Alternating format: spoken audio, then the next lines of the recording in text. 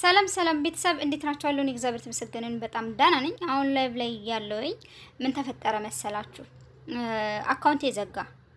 ጭራሽ ላይቭ አያስገባኝም ማለት ነው። ስለዚህ ኮፒ ሊንክ አድርጉልኝ፣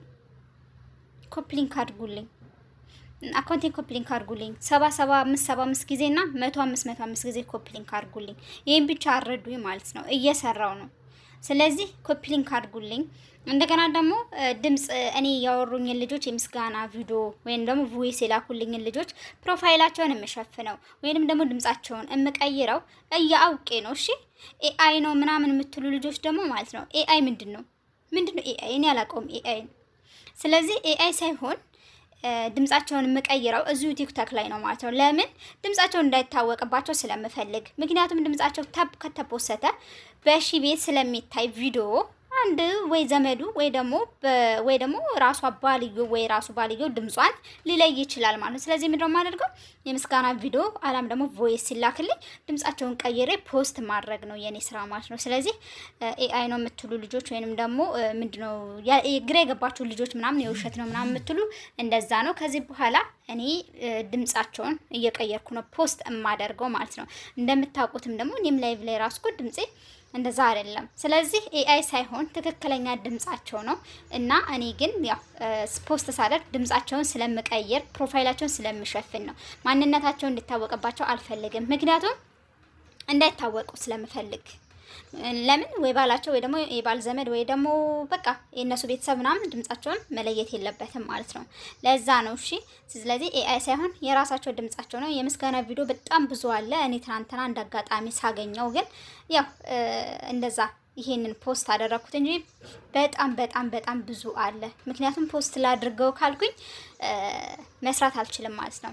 እና እኔ ግን ስንት ቀን ጠየቅኩሽ ታይ ግን እህቴት ያለሽ ማለት ነው ውዴ፣ አንድ ወር ራሱ ልትጠብቂ ትችላለሽ።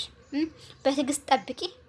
ላይቭ ላይ ስመጣ ነይ፣ ከዛን ታፕታፕ ኮፒ ሊንክ አድርጊ፣ ችግር የለውም። በምዝገባ በወረፋ ነው ትመዘገቢያለሽ። ከዛም በኋላ ይጠለፍልሻል፣ ኮድ ይሰጥሻል። ከዛም በኋላ ያው ውሳኔሽን የራስሽን ውሳኔ ተወስኛለሽ ማለት ነው። እስካሁን እንግዲህ አንድም ንጹህ ወንድ የለም።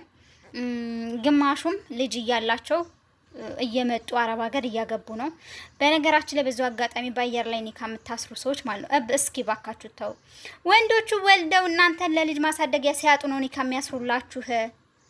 የምር ኒካ የሚያስሩላችሁ ወንዶቹ ከሌላ ወይንም ደግሞ ሚስታቸውን ቤት አስቀምጠው አስወልደዋቸው ቀለብና ወይ ደግሞ የትምህርት ቤት ሲጎላቸው አየር ላይ ኒካ ያስራል። ግዴታ ብር ስለሚያገኝ ማለት ነው። ስለዚህ ንቁ። በአየር ላይ ጋብቻ የለም። አታግቡ። የምር አታግቡ። በዚህ እንደዚህ የማታውቁትን ሰው እንደዚህ የት ሀገር ይሁን ሳታውቁ በአየር ላይ ኒካ አስራችሁ። ስለዚህ ኒካ ካሰርሽ ባልሽ ነው።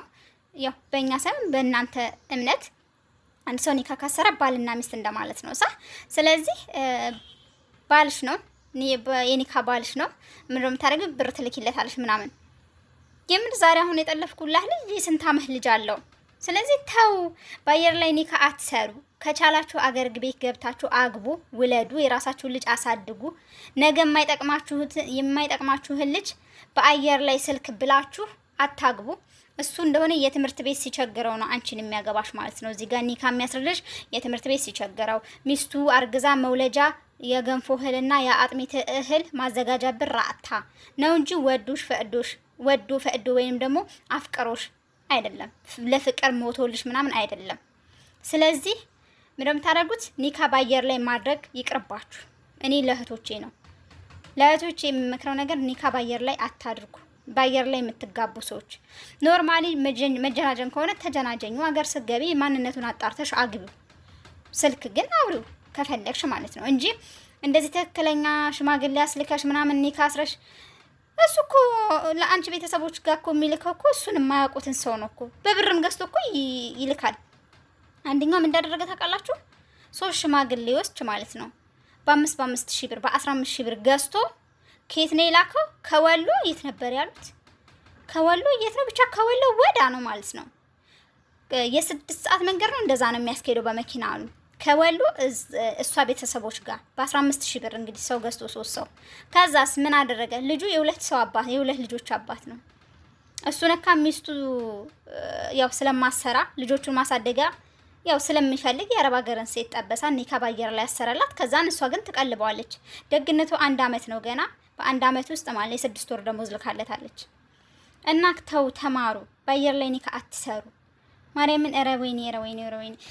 ግን መቼ ነው የምንሰማው ግን? ወይኔ ፈጣሪ ሆናችሁ። ለማንኛውም አካውንቴ ተዘግቶብኛል። ኮፒ ሊንክ አርጉልኝ። ከከፈተልኝ ኮፒ ሊንክ አርጉልኝ። ላይቭ ላይ መግባት አልችልም። ምንም ነገር የሚያሳየኝ ነገር የለም። አልችልም። አካውንቴ ማለት በዚህኛው በትልቁ አካውንት ቪዲዮ መስራት እንጂ ሊቭ መግባት አልችልም። ስለዚህ ኮፒ ሊንክ 75 ጊዜና 100 ጊዜ አድርጉልኝ። ውለታ ዋሉልኝ። ኮፒ ሊንክ አድርጉልኝ። ቪዲዮዬን ሪፖስት አድርጉልኝ እና ባይቻው። ሊቭ ላይ ምናልባት ማታ ካስገባኝ እገባለሁ። አለበለዚያ ደግሞ ሜንሽን በማደርገው አካውንት ላይቭ ላይ ማታ እገባለሁ። ወደ ላይቭ ተቀላቀሉ ማለት ነው። ቲጂ ህልመኛዋ በሚለው ላይቭ ላይ እገባለሁ ማታ ወይንም ደግሞ አሁን ላይ። ስለዚህ ሜንሽን ማደርገውን ቲጂ ህልመኛዋ የሚለውን ፎሎ አድርጉት።